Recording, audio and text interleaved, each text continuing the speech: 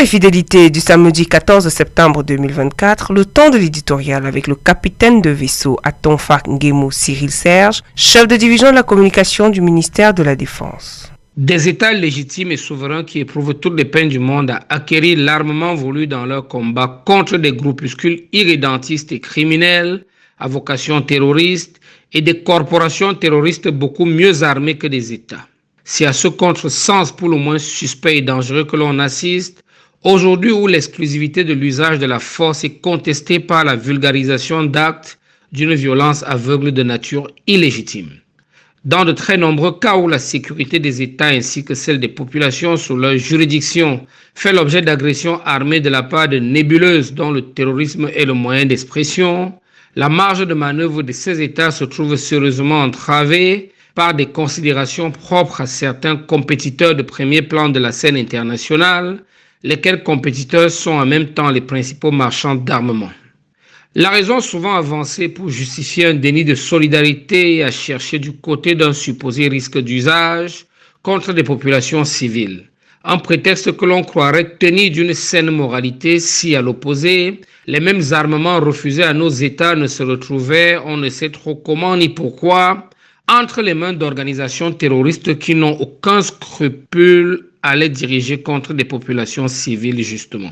Alors que pour quelques bavures somme toute accidentelles, des États sont traités de criminels et extrémistes, mis sous sanction et assignés devant des juridictions internationales, les organisations terroristes dites modérées pour leur part sont officiellement félicitées pour le bon travail abattu, surtout lorsque le dit travail consiste en des milliers d'exécutions sommaires, des décapitations par centaines, des vols, des viols, des asservissements et autres destructions de grande échelle.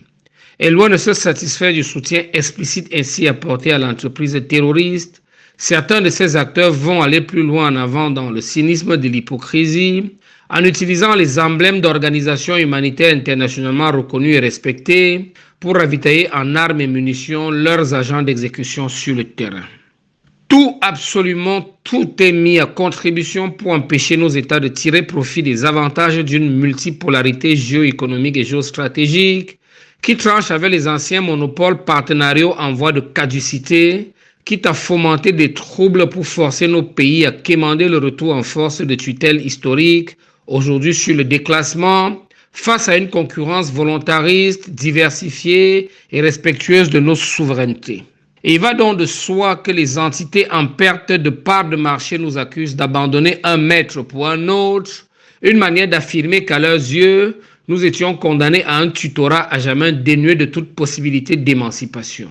Heureusement pour nous, tel n'est pas le cas. La puissance de nos fondements traditionnels, alliée à l'élévation de notre culture intellectuelle, nous permettant désormais d'avoir les coudées franches dans le projet de désencerclement idéologique qui nous aura déjà valu d'accéder à la souveraineté internationale.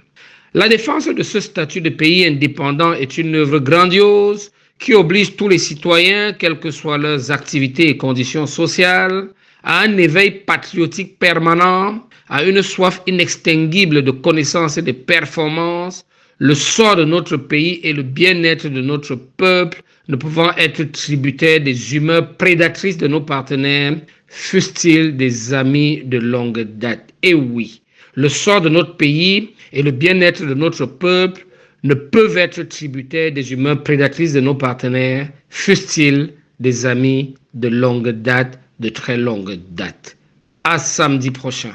The English version of our today's editorial with Staff Sergeant Fossap Hassan Check. Legitimate and sovereign states find it difficult to acquire the weapons they need to fight irredentist and criminal terrorist groups, while terrorist factions are much better armed than states. This is the very suspicious and dangerous contradiction that we are witnessing today, where the popularization of acts of indiscriminate violence of an illegitimate nature challenges the exclusivity of the use of force. In many cases, when the security of states and of the people under their jurisdiction is under armed attack by nebulous groups whose means of expression is terrorism, the room for maneuvers of these states is seriously restricted by considerations specific to certain leading competitors on the international scene, who are also the main arms dealers. The reason often given to justify a refusal of solidarity is the alleged risk of use against civilians. This would seem to be a sound moral pretext if, on the other hand,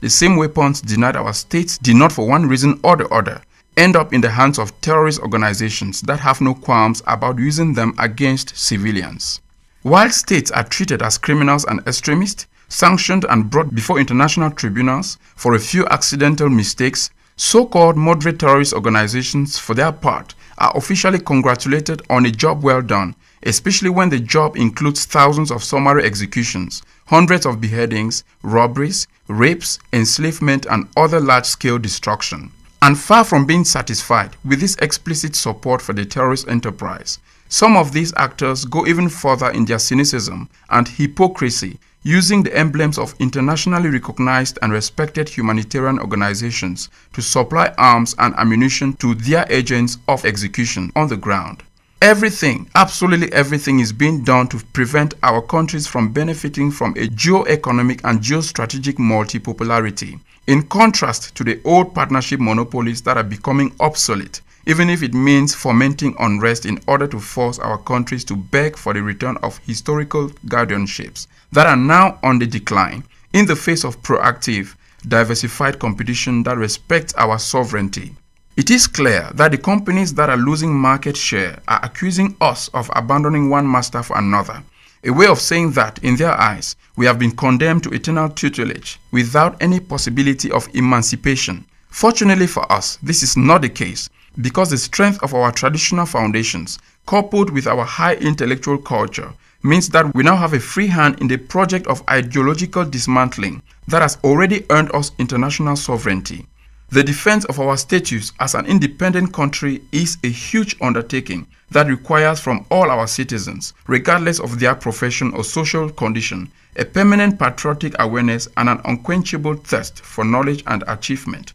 Because the fate of our country and the well-being of our people cannot depend on the predatory moods of our partners, even if they are long-standing friends. Have a blessed weekend.